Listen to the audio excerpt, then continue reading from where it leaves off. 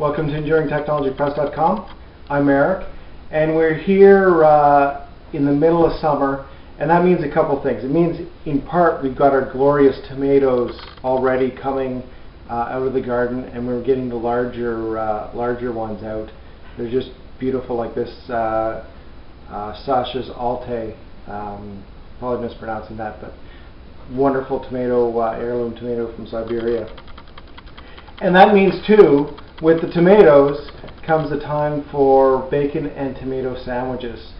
And for the toast, for the bread, there's one particular variety of bread that I really like the most, and that's whole wheat potato bread. And this is really easy to make. We take our whole wheat flour that we've ground on our mill.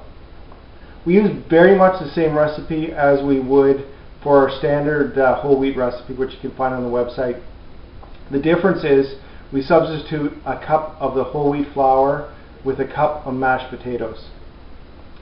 And traditionally this was used by the pioneers to stretch that more difficult or more expensive whole wheat flour or wheat flour with something that they had. You know, that's no longer really the case here, but sometimes you'll have leftover potatoes. This is a great way to use them up.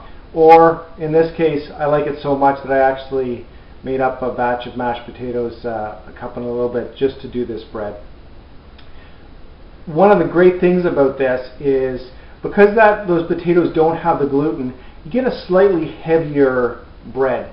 You know, not quite in the range of something that you get with a rye or a triticale or a spelt or a barley mix, but it's just a little bit heavier than you would with a whole wheat bread.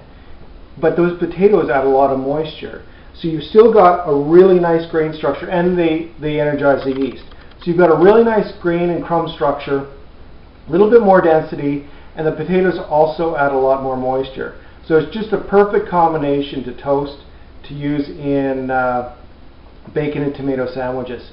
So you can find the link to the recipe for this and all sorts of other cool stuff on the website to help you empower your independence. Thanks.